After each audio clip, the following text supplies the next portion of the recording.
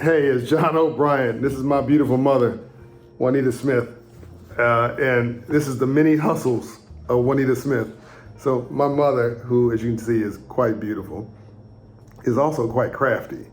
And mom, you want to know how I got my business acumen, right? Well, this is the financial genius right here. My dad owned his own business, yes, and I got a lot of hustle from him, but he was financially illiterate. Mom, this lady here understands money. So mom's just telling me about some hustles that some of which I knew about, some of which I didn't. She worked at McDonnell Douglas Aircraft, which became Boeing Aircraft, for what, 20 years? It wasn't 20 years. He sold it, McDonald's sold it to Boeing, I don't know what year. But you work there and then you get laid off because they didn't have a contract. Then you go back. You went back and forth. No, the contract was just about up, and they didn't get a new contract, so they had to downsize. Yeah, but you went back a couple times. Yeah, anytime they called me, I'd quit the job I was temporarily working on. Yeah, so here's a great. This is not so much a side hustle. This is like just good decision making. So when she was laid off, not fired, laid off, there was no contracts at McDonnell Douglas Aircraft at the time. Mom could have gone on welfare. Nope, don't think so. She went to go get a job. Unfortunately for me, typically where I was. So she would go to work at my school as whatever, the janitor, the security guard. Mama didn't know nothing about some security, but she was like, she was getting paid and it was overlooking her child. So it irritated the heck out of me, but it was probably a pretty cool thing for mom to do. But here's the hustle. So mom would make this great food, and she let people at work taste her food. And then like, well, Mom, Juanita, can you bring me that food tomorrow? I'll pay you for it. So they pay her $8. Is it $8 a plate? $8 a dinner.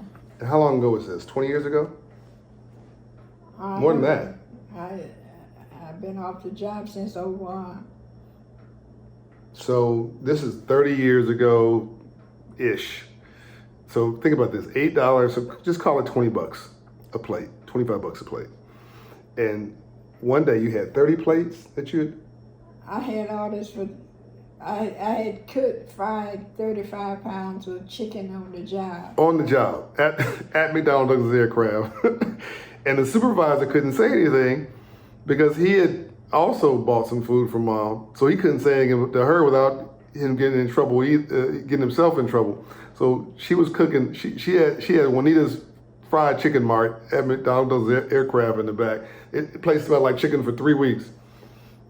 So that was a side hustle, was making food. It smelled like chicken more than 3 weeks. The scent never did go down, and my sense of smell has diminished since then, and I could smell it. Yeah. And then, so that was one of your side hustles. Then you had what do you call it this? A nice way of saying it. So she had a handicraft business. That's a nice way of saying it. She would make robes out of bath towels. I'll get back to that story in a minute. But she make aprons, party aprons. And me and my sister, I don't think my brother was around. Me and my sister would be the models. Well, these party aprons were for adults, so you can decide. You can think for yourself. Well, I'll just tell you, there were male and female party aprons, and those things sold out. And there were parties, and she'd have us like walk up, and you put them around your waist, and you'd have to flip up the bottom, which would give you a big surprise. Yes, it made a lot of people funny at parties. I'm sure a lot of folks still have them. She sold out on those too. I sell those aprons for $25 and $45. The aprons? Aprons. That was 35 years ago. No, more than that. Now that was 45 years ago. Yeah.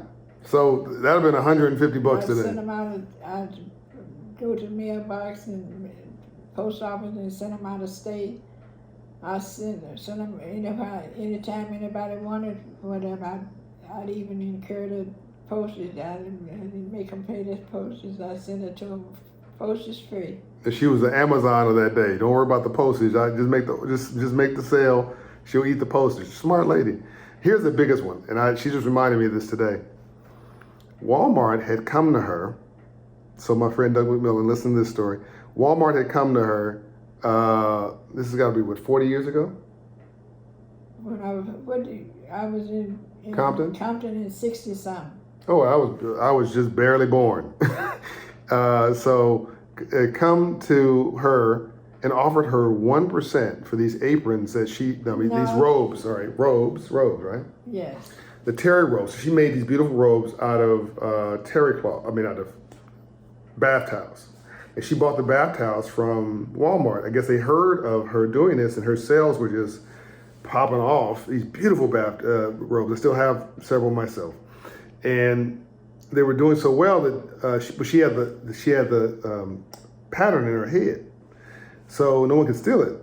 So they offered to basically hire her as a consultant to design the pattern. They would, of course, use their own bath towels. They had unlimited supply. Put this on their shelf and give her 1%. My mother, unfortunately, was such a straight up capitalist back then and a short term thinker at the moment. She's one of my biggest mistakes was, oh, you tell the story, Mom. My biggest mistake was not complying with that letter and following through with Walmart. I didn't think 1% was any money. I said I can make more than 1% doing a sale one-on-one.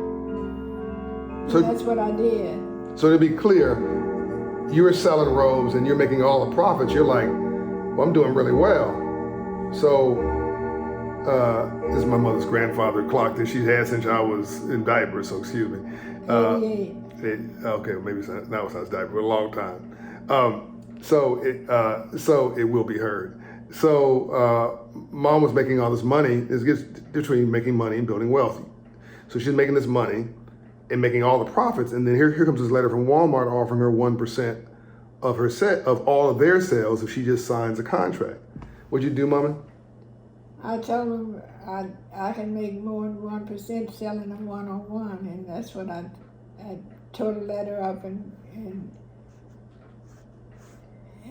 went my way, and they still there making money. So what do you think about that decision today? I think it was a bad decision I made, but I didn't know anything about percentage at that time. So now you look back at it and you think, my God. I could have been getting royalties for the rest of my life. It's really important for you to understand. Even you can learn a lot from the mistakes you make. So mom has always been a very quick learner. So she understands her benefit. She also understands her, where she could do better, upgrade her software, even to this day. And then one of the great things you did, Mom, is you saved up to buy your first home, right? Crocheting.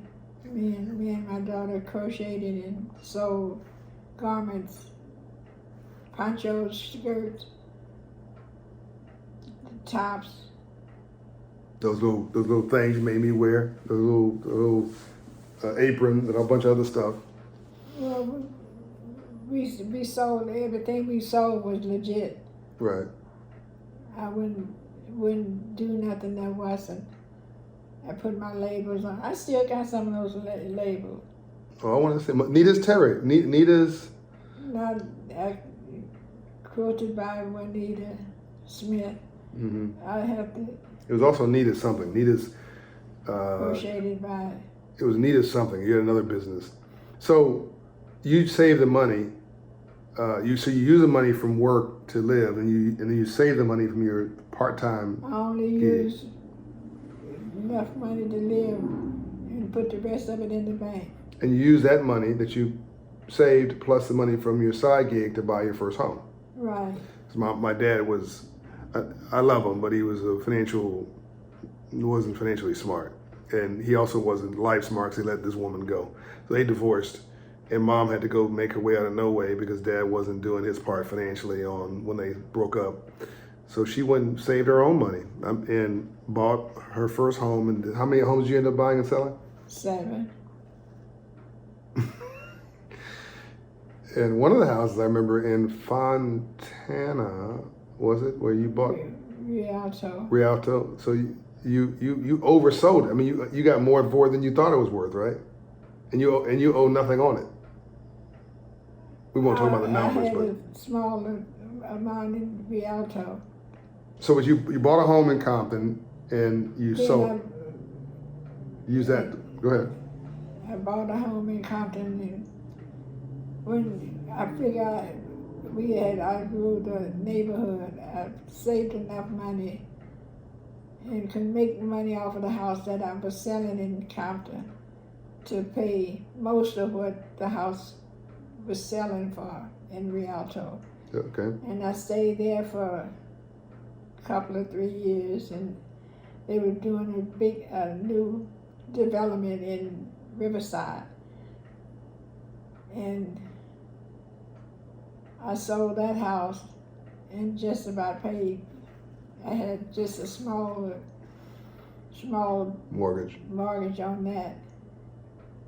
And then I invested in that house, making changes, putting a gazebo and different things that wasn't in other houses.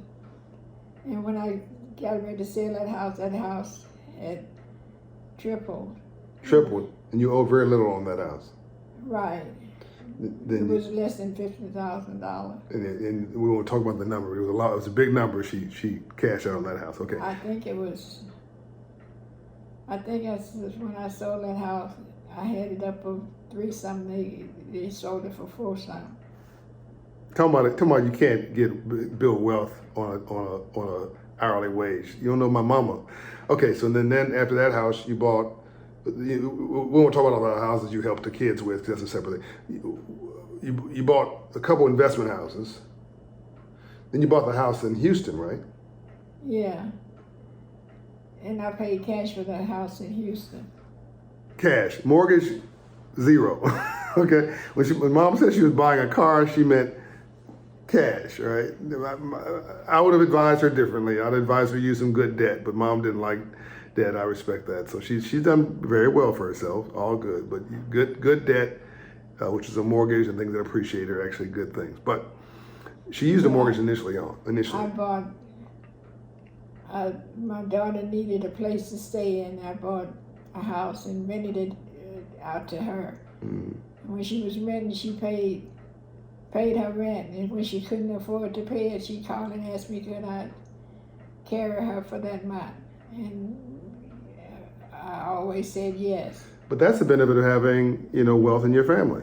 And my brother, same thing, by the way. Same thing with my brother. She helped my brother buy a house, and when he'd have some problems, he could help the brother out, and so on and so forth. And now they're all their own homeowners. They own their own situation now. So then you bought and sold a home in Houston. And that was the last. Is that the 7th house? No, I bought 3 for mine. But it's 7 houses total. I counted 7. So anyway, you get the point. And Mom, what's your credit score? 876. I didn't even know it went that high. Last time I checked, it was 854. 876.